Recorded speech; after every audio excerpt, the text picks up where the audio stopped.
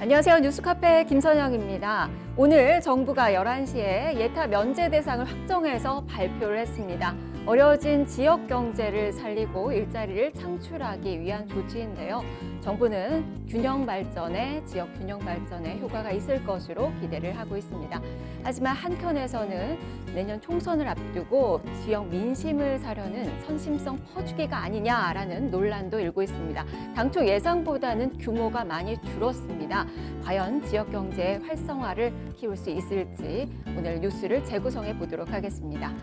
자, 그리고 소득 양극화와 그리고 최근에 고용 부진 등으로 서민 경제가 어려움을 겪고 있습니다. 금융 측면에서 서민이 소외되는 일이 없도록 따뜻한 세상을 만들기 위해서 연구하는 기관이 있는데요. 바로 서민금융연구원입니다. 조성목 원장 만나보겠습니다. 자, 오늘도 뉴스카페인 여러분과 함께합니다. 프로그램 중간에 퀴즈와 함께 선물이 준비되어 있으니까요. 끝까지 채널 고정해 주시길 바랍니다. 뉴스카페 지금부터 시작합니다.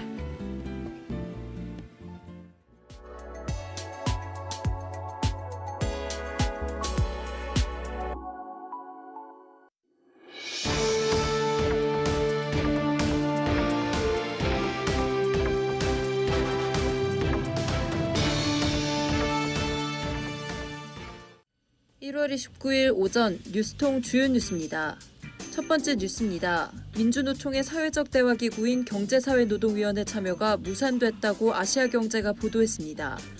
어제 오후 전국민주노동조합 총연맹은 정기 대의원 대회를 열고 6시간이 넘게 경사노위 참여 여부에 관련해 논의를 벌였는데요.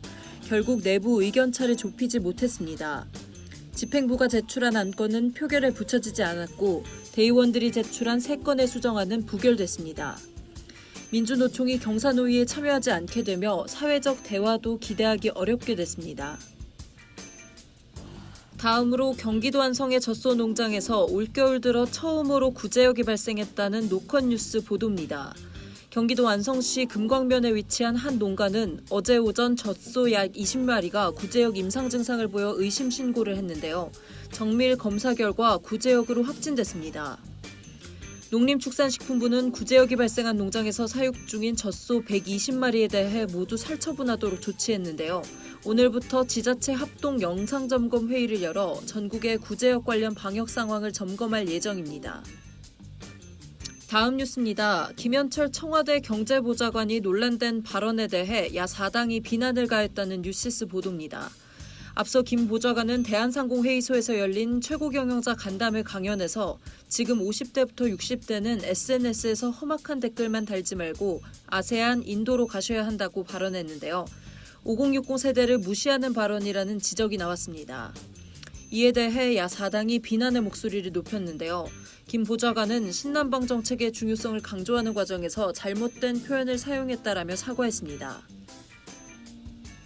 마지막 뉴스입니다. 이번 주 김경수 경남도지사와 안희정 전 충남도지사에 대한 선고가 내려진다는 노컷뉴스 보도입니다. 법조계에 따르면 김 지사의 1심 선고는 내일 진행될 예정인데요. 김 지사는 드루킹 김동원 씨 일당과 공모해 불법 여론 조작을 벌인 혐의를 받고 있습니다. 안 전 지사의 항소심 선고 공판은 다음 달 1일 진행됩니다. 안 전 지사는 수행비서 성폭행 혐의를 받고 있으며 1심에서는 무죄를 선고받았습니다. 지금까지 뉴스통 주요 뉴스였습니다. 네, 뉴스를 재구성해보는 시간입니다. 오늘 뉴스토마토 권대경 기자 그리고 박민호 기자와 함께합니다. 두 분 안녕하세요. 네, 안녕하십니까. 네, 자 오늘 이슈부터 확인을 해보겠습니다. 예타 면제 사업 발표, 경제 활력 불어 넣을까? 예비 타당성 조사를 줄여서 예타라고 합니다. 이 막대한 국가 예산이 투입되는 것을 면제해주는 것을 이제 말하는데요. 일단은 오늘 11시에 발표가 됐고요. 당초 예상은 사실 한 40조 원 정도로 예상이 됐습니다. 실질적으로는 지금 24조 1천억 원으로 발표가 됐고 33개 신청 사업 중에서 23개 사업이 면제된 것으로 기준은 지역 균형 발전 쪽으로 포커스가 맞춰서 나왔습니다. 자세한 내용들 들어보도록 하겠습니다. 자, 먼저 예비 타당성 조사, 이게 뭔가 하고 궁금해하시는 분들 좀 계실 것 같아요. 자, 박민호 기자, 예타란 무엇인지, 그리고 이 예타 조사 추진 절차가 좀 어떻게 되나요? 네, 그 예타라고 보통 이제 얘기를 이렇게 하는데요. 예비 타당성 조사라고 해서 국가에서 SOC, 뭐 건설 사업이라든지 뭐 다리, 인프라, 국가 사회 인프라 사업과처럼 수십억, 수백억이 들어가는 그 국가 기관 산업에 대해서 막대한 예산을 투자하는데요.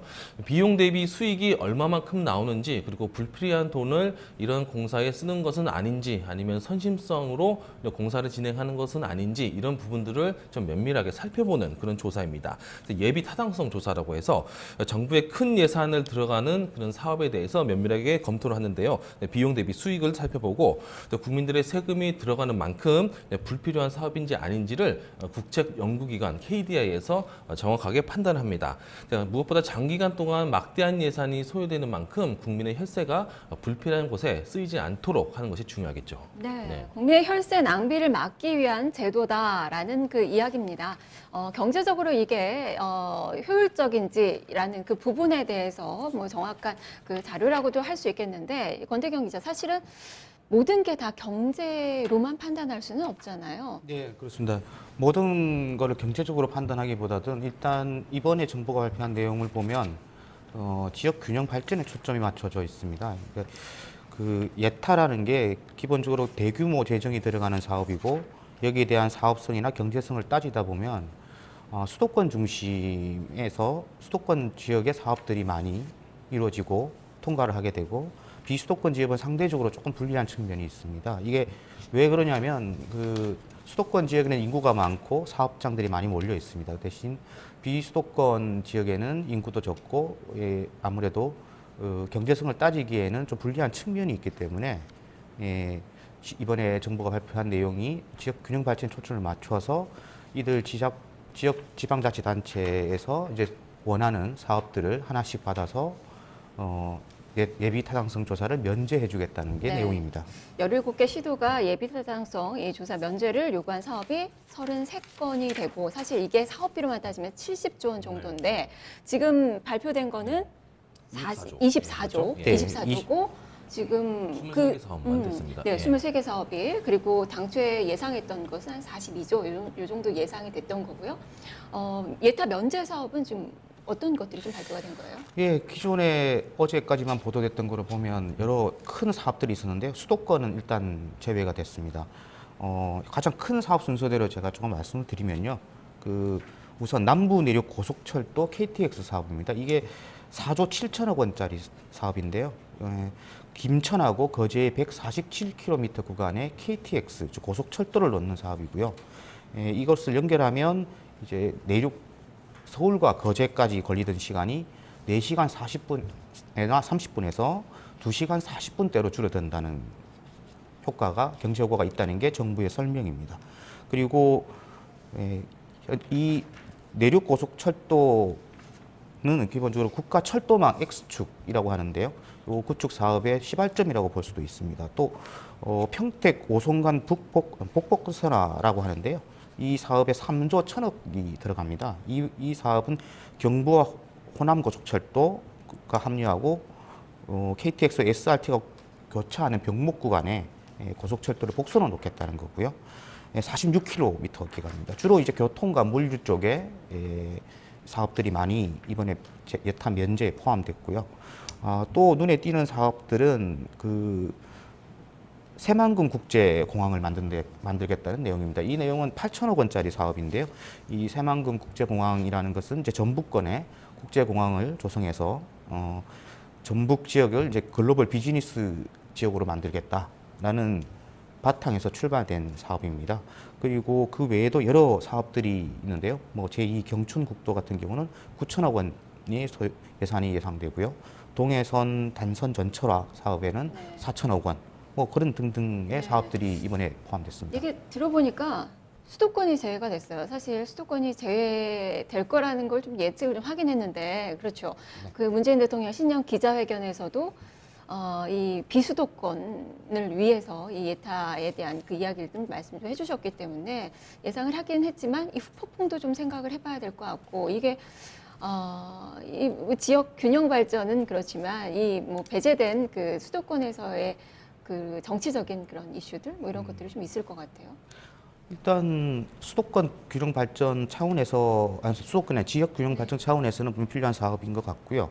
근데 이제 수도권 같은 경우 난개발 문제도 있고 여러 가지 내용들이 있지만, 일단 정부가 오늘 발표한 내용 중에 보면 일단 지역과 수도권의 경제력 격차에 대해서 네. 많이 얘기를 하고 있습니다. 몇 가지 통계 수치를 제시를 했는데요. 오늘 발표 내용에 보면 이런 게 있더라고요. 청년 인구가 지역에서 유출하는 숫자를 파악했더니 2013년에 4만 5천 명의 청년이 지역에서 빠져나오고 수도권으로 이동했는데 이게 16년에는 5만 6천으로 늘었고 2017년에는 5만 9천 명까지 늘었다는 수치가 있습니다.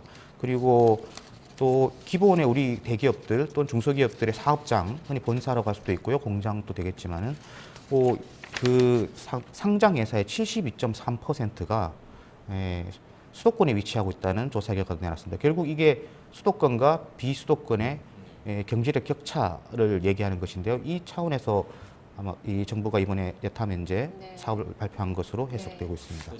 네. 이제 경제력 격차, 수도권하고 비수도권하고 경제적인 격차를 좀 줄이고 그리고 나서 이제 뭐 건설 경기 부양시키고 또 청년 실업을 해결하기 위해서 이렇게 예비 타당성 면제를 좀 대대적으로 했잖아요. 네. 근데 우리가 지금까지 쭉 진행되어 왔었던 그런 국가 기반 산업, 그럼 GTX 같은 거, 뭐 특히 뭐 새만금 같은 경우는 그 좁은 공간에 국제공항까지 설계한다고 하는 건데 사실은 불필요하게 보이는 것도 많고 실제 만들어져도 잘 안 쓰는 그런 시설들이 많거든요. 그럼 결국에는 부작용이 많고 이게 결국 시간이 지나면 또 낙후되는데 그런 점들을 좀 시민단체들이라든지 정치권에서 많이 반대를 하는 것 같아요. 네, 사실은 지금 뭐 친정부 성향의 시민 단체도 네. 이런 부분에 대해서 반대하는 부분들이 좀 많이 있거든요. 네, 그래서 오늘 또 계속적으로 이야기가 많이 좀 나오고 있지만 네. 또 내년 총선을 또 앞두고 있고 설을 앞두고 있다는 측면에서 그렇죠. 네. 지금 표심을 앞둔 그런 선심성 퍼주기가 아니냐라는 네. 이야기가 있고 네. 또 한편에서는 이제 정부에서 이야기하는 지역 균형 발전 이 부분을 강조하는 그 목소리도 있습니다. 네, 그렇다면 두 가지가, 예. 네, 그렇다면 지금 그렇죠. 시각들 한번 좀 정리를 해볼까요? 네, 그렇습니다. 현재 이제 균형 발전을 위해서 문재인 정부에서 이제 예비 타당성 검토를 면제해준다 이렇게 해서 건설 경기를 일단 부양시켜서 일단 경제 침체를 좀 탈출해보겠다는 그런 보관도 있고요. 또 반대에서는 아까 말씀드린 대로 새만금처럼 그 좁은 곳에 국제공항까지 만들 정도고 우리나라에도 이제 국제공항이 많은 상황에서 또 새만금까지 뭐 추가해서 국제공항을 만들어야 하냐 뭐 이렇게 비판적인 이야기도 계속 나오고 있습니다. 지역 균형 발전에 도움이 된다는 측 그리고 환경을 파괴하고 오히려 예산만 낭비하고 있다. 이런 이제 시각들이 과거에 이명박 정부 때 4대강 때도 똑같이 또 재현이 됐었거든요. 네. 이제 국가 경기, 이제 건설 경기를 기반으로 해서 경제 발전을 하기 위해서 또 4대강에 대해서 또 많은 돈을 투입했고 거기에 대해서도 예비 타당성 면제를 대대적으로 실행했는데 처음에 이제 문재인 정부에서 이제 이런 부분들에 대해서 건설 경기를 좀 부양시키는 면에 대해서는 특별히 언급을 하지 않았는데 예비 타당성은 이제 특히 면제를 하지 않겠다는 그런 노선에서 확 틀었거든요. 이런 부분을 보면은 어떻게 보면은 이제 좀 심하게 말하면 쓸데없는 공사를 좀 많이 할 수도 있다라는 거 또 몇 년 지나고 나서 이 전에는 필요하다고 했는데 마치 지자체들이 지금 공약을 실행만 해놓고 제대로 쓰지도 않고 이렇게 버려지는 그런 시설들.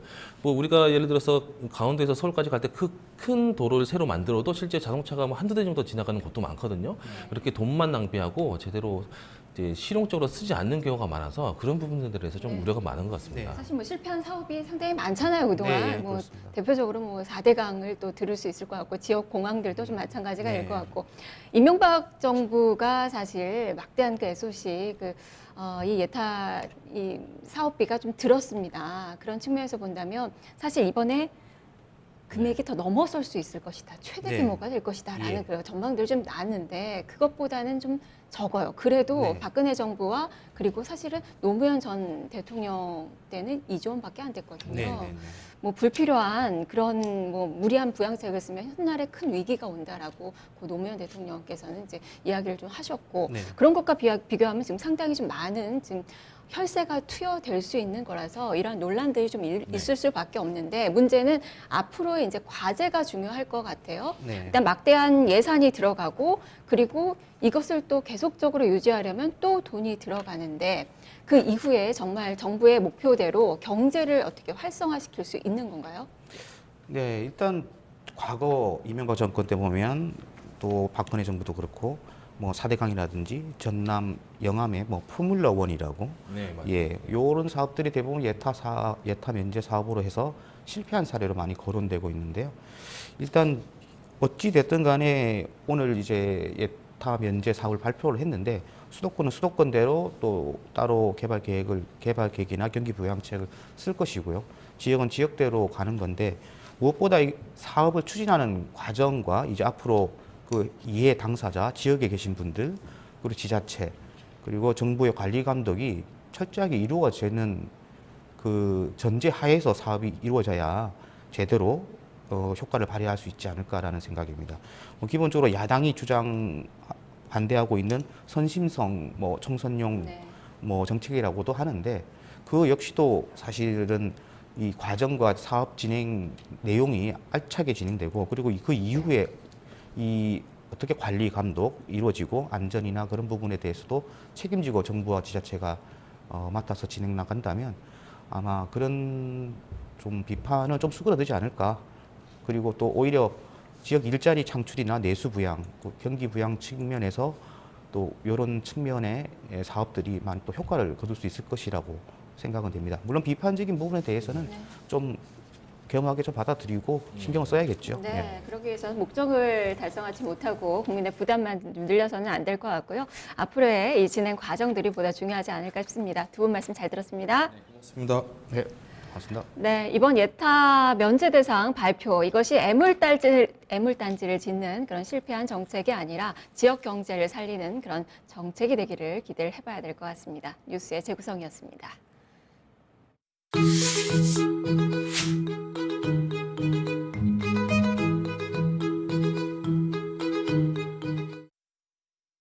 안녕하세요. 실시간 검색어를 맡은 김은별 기자입니다. 실시간 검색어에서는 뉴스토마토 플랫폼 뉴스토 검색어 8가지를 짚어드립니다.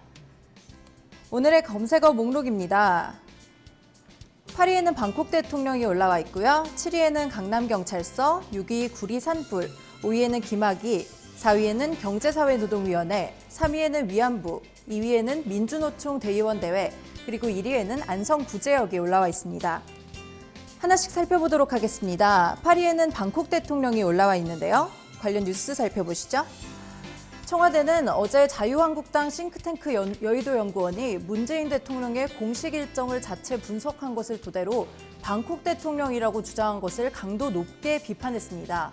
김의겸 청와대 대변인은 이날 본인 명의의 논평을 통해서 여의도연구원이 내놓은 분석은 정치적 주장을 위한 사실 왜곡과 자의적 해석에 지나지 않는다고 밝혔는데요.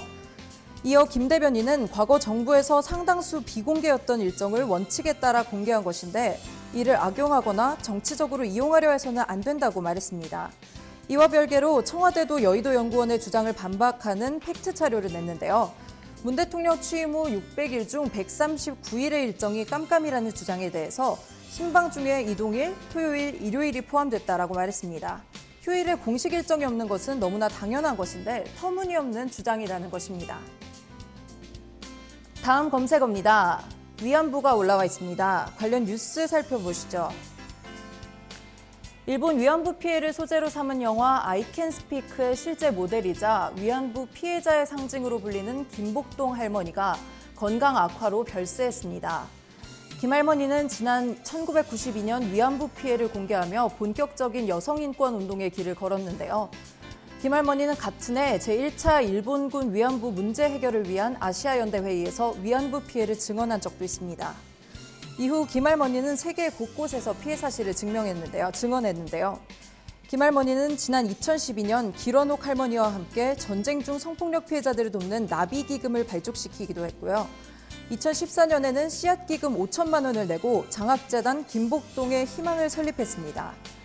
김 할머니의 별세로 이제 생존하고 있는 위안부 피해자는 23명으로 줄었습니다. 김 할머니의 빈소는 서울 서대문구 신촌 세브란스 병원에 마련돼 있습니다. 다음 검색어 보시겠습니다. 1위에는 안성구제역이 올라와 있는데요. 뉴스토마토 이성희 기자의 보도입니다. 경기도 안성시 젖소 농가가 어제 구제역 확진 판정을 받았습니다. 올해 첫 구제역 확진 판정인데요. 농림축산식품부는 위기경보 단계를 격상하고 경기도와 그 인근 지역을 대상으로 일시 이동 중지 명령을 발령했습니다. 현재 경기도는 구제역 확진 판정을 받은 젖소 농가에서 사육 중인 젖소 120마리에 대한 살처분을 완료한 상태인데요. 이어 추가 감염에 대비해 반경 500m 이내 농가에 사육 중인 가축들에 대해 정밀 검사를 진행하고 있다고 덧붙였습니다. 이 구제역 바이러스는 전염성이 매우 강하고 호흡기를 통해 감염되는 만큼 방역당국은 긴장 상태에 있습니다. 한편 구제역은 지난 2000년 국내에서 처음 발병했는데요. 지난 2010년에서 2011년 겨울, 그리고 2015년에서 2016년 겨울에 축산농가에 큰 피해를 줬습니다. 오늘은 이렇게 방콕 대통령, 위안부, 그리고 안성구제역 3가지 검색어를 살펴봤고요. 다음 시간에는 또 다른 검색어와 함께 돌아오도록 하겠습니다.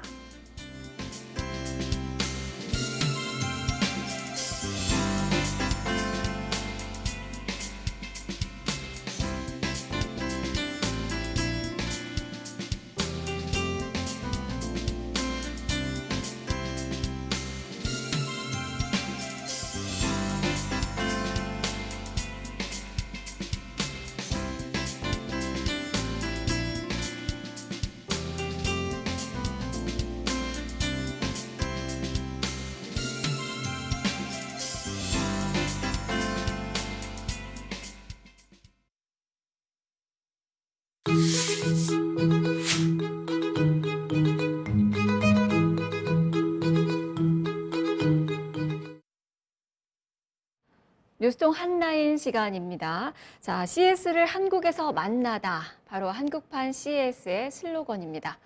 이 슬로건은 상당히 좀 화려한데요. 하지만 실질적으로 지금 현장에서 이야기들이 들려오는 것을 들어보면은 국내 마트의 그런 가전정시장 같은 느낌이다. 좀 생각보다는 초라하다라는 이야기들이 들려오고 있습니다. 현장에 나가 있는 기자 연결해 보죠. 뉴스토마토 산업부 권한나 기자 연결해 보겠습니다. 권 기자 안녕하세요. 네, 안녕하세요. 네, 지금 동대문 디자인 플라자에 나가 있죠. 거기 행사가 상당히 좀 분주하게 좀 진행이 되는 것 같은데 현재 지금 분위기가 어떤지, 어떤 기업들이 참여를 하고 있습니까? 네, 조금 전 12시부터 이곳 전시장에서 한국판 CS인 한국전자 IT산업 융합 전시회의 일반 관람객 입장이 시작됐습니다. 다양한 연령대의 관람객들이 전시장을 찾았는데요. 한눈에 들어오는 전시장 규모에 비해서 아직까지는 전시장 내부가 다소 한산한 모습입니다.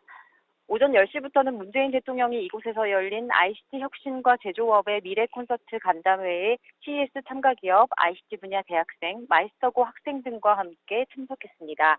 대통령은 간담회 이후 직접 부스들을 돌며 CES에 출품된 국내 기업의 ICT 혁신 제품들을 체험하고 돌아갔다고 합니다. 이번 행사에는 총 35개 기업이 참석했는데요. 대기업에서는 삼성전자, LG전자, SK텔레콤, 네이버랩스 등 4개 기업이 참석했고요. 중견기업에서는 코웨이가, 중소민 스타트업에서는 유진로봇, 삼성C랩, 헬로VR, 비헵틱스 등이 참석했습니다. 들어보니까 참여 대기업이 눈에 띄게 좀 적네요. 삼성전자, LG전자, SK텔레콤 정도만 이제 큰 부스를 마련한 것 같고 나머지는 좀 나머지 기업들은 한 병 남짓한 그런 작은 부스를 좀 꾸린 것 같은데 사실 CES, 한국판 CES다. 미국의 CES는 1,500개국에서 이 참여를 하죠. 160개국에서 참여를 하고 4,500개 기업이 참여를 합니다. 이것에 비해서는 상당히 규모를 비교할 수 없을 정도인 것 같은데 사실 준비도 좀 미흡하지 않았나 싶기도 합니다. 이 정부가 이 행사를 갑자기 마련한 그 이유는 어디에 있을까요? 네, 이달 초에 매년 미국 라스베이거스에서 열리는 세계 최대 가전전시회 CES가 열렸는데요. 전 세계 165개국 4,600여 개 기업이 국내에서만 317개의 기업이 참석해 올해 선보일 혁신 제품들을 선보이고 첨단 기술의 향연이 펼쳐졌습니다. 국내에서도 CES에 참여한 국내 기업들의 제품과 성과를 공유하고 한국 제조업의 발전 방안을 논의하기 위한 자리를 마련할 필요성이 있다는 얘기가 나오면서 이번 행사가 열리게 됐습니다. 그러다 보니까 이제 뭐 시작 전부터 논란이 좀 많이 불거진 것 같아요. 뭐 아무래도 가장 이야기가 되는 부분은 준비가 좀 많이 시간적으로 좀 부족했다라는 그 이유가 되는 것 같은데 기대와 우려가 좀 겹치고 있습니다. 시각들이 좀 어떻게 나오나요? 네, CES에서 전시된 롤러블 TV와 로봇, 자율주행 플랫폼 등 첨단 기술들을 국내 관람객들도 접할 수 있다는 점에서 기대감이 모아지고 있는데요. 통상 전시회 준비에 2개월에서 3개월이 걸리고 길게는 6개월까지 소요되는 데 비해 이번 행사는 개최 열흘 전에 해당 내용이 참가 기업들에 통보됐다는 점에서 아쉬움의 목소리가 나오고 있습니다. 턱없이 부족한 준비 기간 때문에 기업들이 실질적인 홍보 효과나 흥행에 대한 우려가 높은 상황입니다. 네, 알겠습니다. 말씀 잘 들었습니다. 네, 한국에서도 같은 그런 CES, 바로 이 대규모의 세계 박람회가 열린다면 얼마나 좋겠나라는 생각을 가져보게 됩니다. 이번 지금은 뭐 시작은 좀 초라할 수 있겠는데요. 규모가 작지만 이것이 세계적으로 뻗어나가는 그런 큰 박람회가 되기를 좀 기대를 해봐야 될 것 같고요. 일단은 여러 가지 볼멘 소리들이 좀 많이 나오고 있는데 좋은 취지로 이어지는 열린 그 행사이니만큼 좋은 결과가 있기를, 좋은 성과가 있기를 기대를 해봐야 될 것 같습니다. 뉴스통 한라인, 뉴스토마토 권한나 기자 함께했습니다. 톡합니다 시간입니다. 자, 오늘 모신 분은요. 많은 분들이 아실 것 같은 그 분이에요. 바로 보이스피싱 하면 떠오르는 그 분이 아닐까 싶습니다. 대출계 김미영 팀장이 있다면 바로 이 보이스피싱과 관련돼서는 이 세 글자의 이 이름을 가진 이분을 많이 좀 떠올리시지 않을까 싶은데요. 바로 소민금융연구원 조성목 원장 모셨습니다. 원장님 안녕하세요. 네, 안녕하십니까? 네. 사실 저도 전화를 받아본 적은 없는데 인터넷에서 우리 원장님을 많이 뵀습니다. 예. 네. 금융감독원 금융감독원 과장 조성목입니다. 예, 네. 그렇습니다. 그리고 많이 좀 회자됐잖아요, 한동안에. 정말 보이스피싱 과의 그 전쟁을 치렀다라고 이야기를 할 정도로 많이 좀 회자가 돼서 많은 분들이 좀 궁금해하실 것 같은데 이제 자리를 옮기셨어요, 서민금융연구원으로. 예, 네. 제가 그 2016년 4월달에 네. 금융감독원을 이제 그만두고 나와서 지금 서민금융연구원을 운영을 하고 있습니다. 네, 그만큼 서민 경제에 많이 좀 힘써 주시는 분이고 금감원에서도 워낙에 보니까 상당히 또 많아요. 뭐 불리는 그 별명이 저승사자라고도 불렸다가 대책 반장으로도 불리면서 많은 일들을 좀 하셨는데 그렇다면 금감원에서 통상적으로 처리하기 힘든 그런 업무들이 좀 많잖아요. 기억에 특별히 남는 그런 점들이 있을까요? 제가 그 2011년도에 진짜 온 나라를 떠들썩하게 했던 네. 그 저축은행 사태 때 검사국장을 맡아서 33개 저축은행을 정리를 했고요. 네.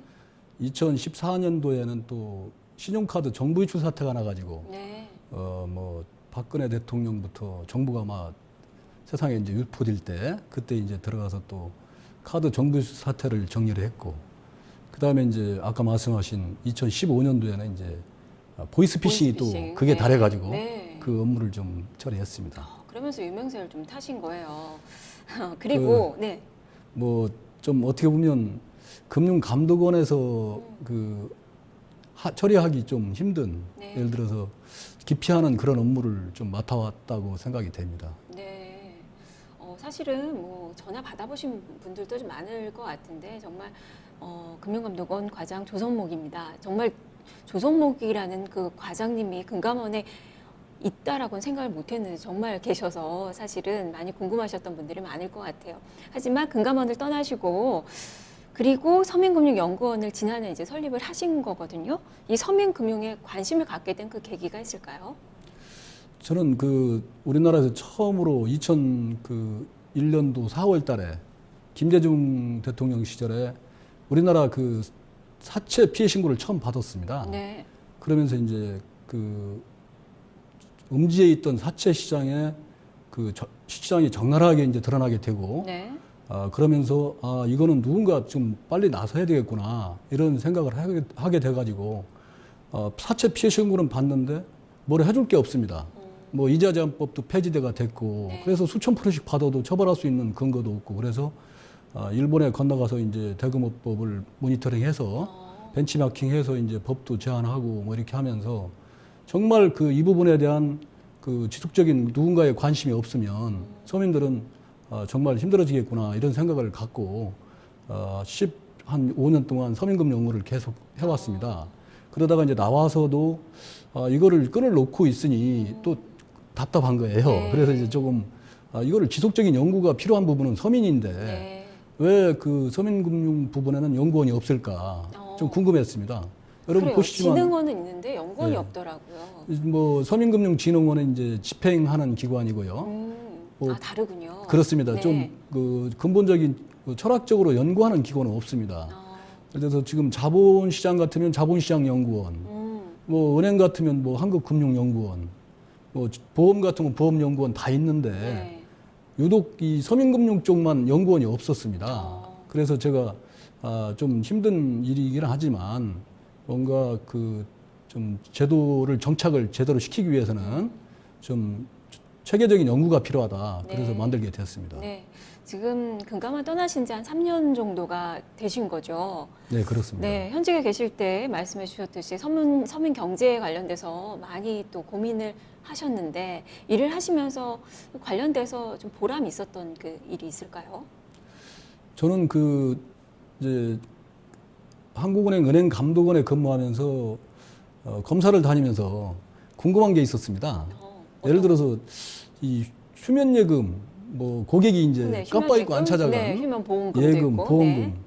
이런 것들이 그 결국은 은행의 잡수입으로 잡혀가지고 수입으로 잡힌단 말입니다. 그런데 그게 이제 결국은 주주의 이제 몫으로 돌아갈 텐데 네. 그러면 주주는 또 누구냐? 다 외국인들이거든요. 그러네요. 그래서 금융권에. 이 제가 이제 서민금융국장을 하면서 아니다, 이거는 그 어려운 사람을 돕는 데 써야 되겠다 이런 생각을 했습니다. 우리 그 일반적으로 물건을 맡기면 안 찾아가면 어떻게 해야 됩니까? 돌려줘야지. 돌려줄 수가 없어요. 네. 예를 들어서 찾으러 오지 않으면 네. 법원에 공탁을 해야 됩니다.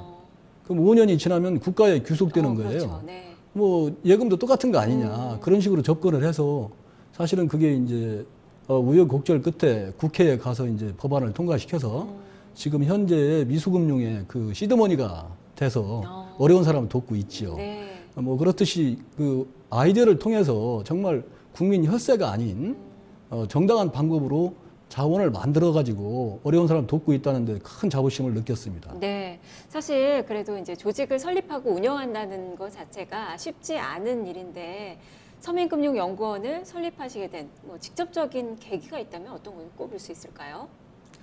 저는 그 서민금융 부분에 연구원이 없다는 거 아까도 말씀드렸지만 그 부분에 많이 아쉬움을 느꼈고 그러다 보니까 뿌리가 약하면 어떻게 됩니까? 바람에 자꾸 나무가 흔들리게 되지 않습니까? 네. 그러면 뭐 국회나 이런 데서 한마디 하면 이자율이 뭐 몇 프로씩 왔다 갔다 하고 그게 과연 서민들한테 도움이 되는 건지 안 되는 건지 분석이 안 되고 있지 않습니까? 예를 들어서 지금 2008년부터 서민금융 정책자금을 지원을 많이 했는데 네. 그 지원 효과가 과연 어떻게 나타나고 있는지 이런 것들이 연구가 안 되고 있습니다. 그래서 저는 이런 것에 대한 체계적인 연구가 필요하다고 생각하고 만들었는데 사실 많이 힘듭니다. 왜 안 만들어졌는지 알겠습니다. 사실은 서민금융 회사들이나 좀 무관심, 정부의 무관심 뭐 이런 것들이 많이 커요.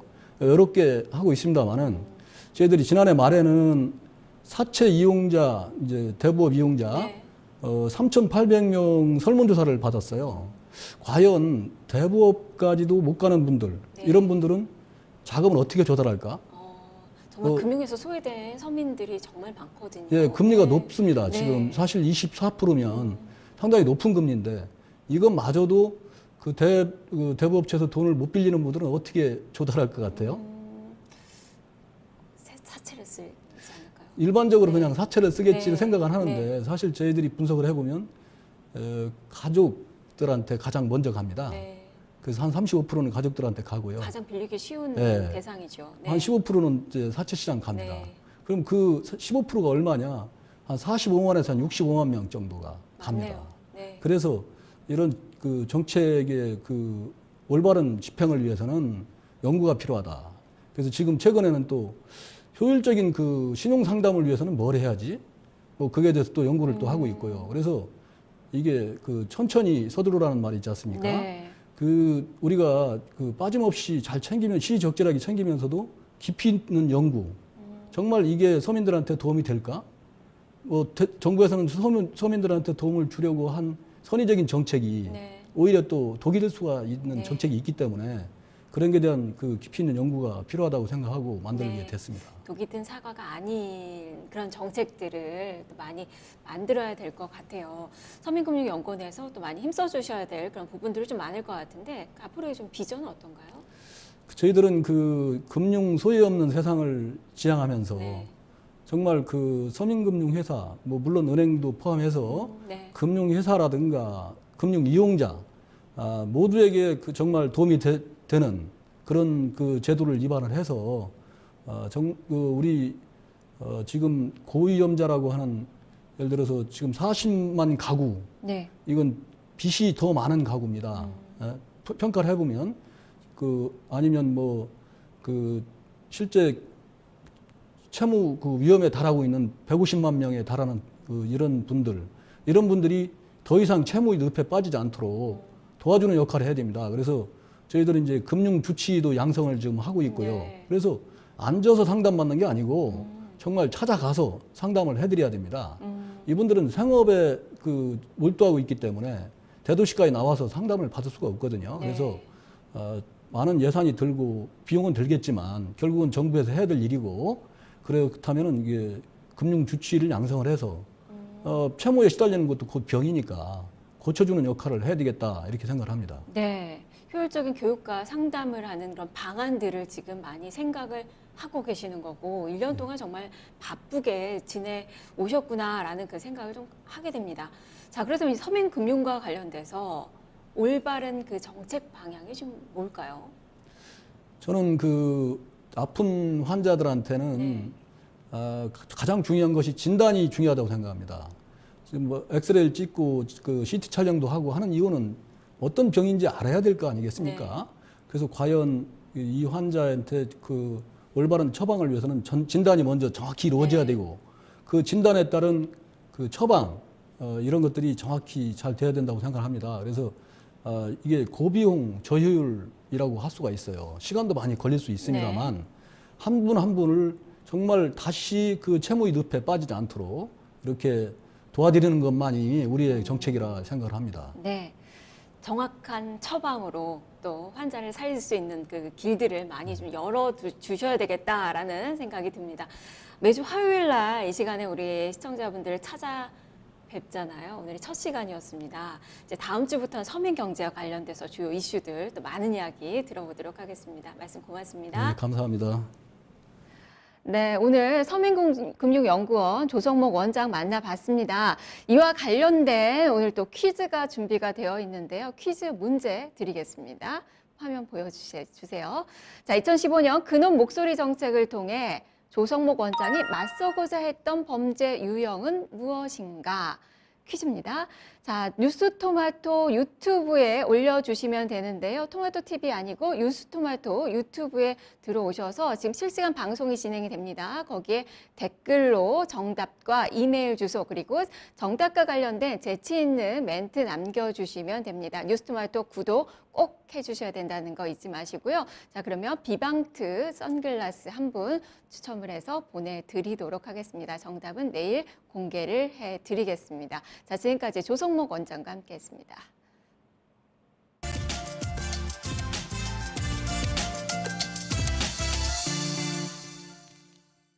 시청자 여러분 안녕하십니까? 뉴스토마토의 최기철 기자입니다.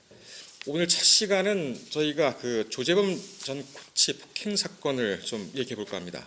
오늘 도움 말씀 주시기 위해서 노영희 변호사님 나오셨습니다. 안녕하십니까. 근데 섭외 잘못하신 것 같아요. 왜요? 저는 오직 사실에 근거해서 팩트를 전달하는 역할 잘 못해요. 그 저의 의견을 조금 가미해서 네. 말씀드릴 수 있을 것 같아요. 괜찮으십니까? 지금이라도 좀 바꿔드리는 게 괜찮아요? 저는 이제 그렇게 할 테니까. 그럴까요? 좀, 예, 알겠습니다. 검토를 예. 좀 해주시고. 예. 자, 이제 본격적으로 좀 넘어가 볼까요? 내일이죠? 네, 6월 그렇습니다. 30일 날 조재범 전 국가대표 쇼트트랙 코치 폭행 혐의에 대한 항소심 선고가 열리게 됩니다. 조 전 코치가 1심에서는 징역 10개월을 받았어요. 네, 그렇습니다. 이제 그 평창 올림픽을 앞둔 2018년 1월 달에 심석희 선수를 폭행해서 전치 3주의 상처를 입혔다라고 하는 이제 그 의혹이 불거졌고요. 그것 때문에 이제 나온 얘기 중에 하나가 2011년부터 계속해서 지속적인 폭행이 있었다라고 심석희 선수가 이제 밝히고 그 외에 나머지 3명의 선수와 같이 상습 폭행, 상습 상해라고 하는 혐의로 이 조재범 전 코치에 대한 그런 고소가 이루어졌었죠. 네. 그러다가 불구속 상태에서 재판을 받고 있었었고 그때까지만 해도 조재범 전 코치는 자신이 이제 무죄다라는 식으로 주장을 계속 해왔었다가 갑자기 징역 10개월이라고 하는 실형을 선고받고 이제 약간 좀 놀랬던 네. 그 얼굴이 사실 기억이 좀 납니다. 네. 항소를 했단 말이죠. 그리고 난 다음에 항소심에서 본인은 집행유예로 나갈 수 있을 것이다라고 하는 생각을 하고 예. 특히 본인을 폭행 혐의로 고소했던 피해자들로부터 합의를 받아냅니다. 그런데 그랬었죠. 마지막에 심석희 선수 혼자만 이제 버텼다라고 하면서 너만 남았어. 빨리 합의해줘. 이제 이런 식으로 얘기를 했다는 거죠. 그래서 심석희 선수가 이 사람 이렇게 되게 되면 집행유예로 풀려 나올 수 있겠다. 그럼 나에 대한 보복이 심해지겠구나라고 생각을 해서 본인 주장에 의하면 그렇죠. 네, 심석희 선수 주장이죠. 심석희 선수 주장에 의하면 자신이 그동안 당했던 또 말하기 부끄럽고 곤란했던 그런 성폭행이라고 하는 부분에 대해서도 말을 할 수밖에 없는 상황이 되었다라고 얘기를 했습니다. 그래서 결론적으로는 이제 갑작스럽게 반전이 이제 일어난 거예요. 왜냐하면 그때까지만 해도 이미 피해자하고 합의가 되게 되면 사실 집행유예가 맞거든요. 그런데 심석희 선수가 이제 실명과 이제 뭐 이런 것들을 밝히면서 본인이 성폭행 당한 사실을 너무 구체적이고 상세하게 일관되게 진술했기 때문에 경찰이나 검찰에서는 심석희 선수의 말이 맞다라고 지금 생각을 하고 있는 것이고요. 그래서 항소심에서 원래는 선고가 예정돼 있다가 변론재개 그 신청을 다시 검찰에서 했고요. 그래서 재판부에서 한 차례 받아들여졌다가 지난번에 그 더 이상은 이제 못 기다린다라고 하면서 성폭행한 니네가 알아서 재판할 수 있게끔 다음에 기소해라라고 하고 이번 30날 내일이죠. 네. 내일 선고하는 것으로 했습니다. 부모님이 정확히 뭐라고 반박했느냐.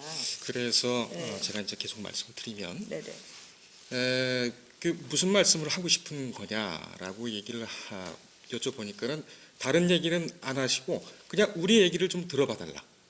우리 얘기를 좀 들어봐 달라는 얘기를 이렇게 하시더라고요. 뭐 그렇다고 해가지고 그 전에 무슨 뭐 심재민 전 사무관의 부모님도 입장을 발표를 했습니다만 그런 것이 아니라 본인들은 모든 것을 다 인정을 하겠다.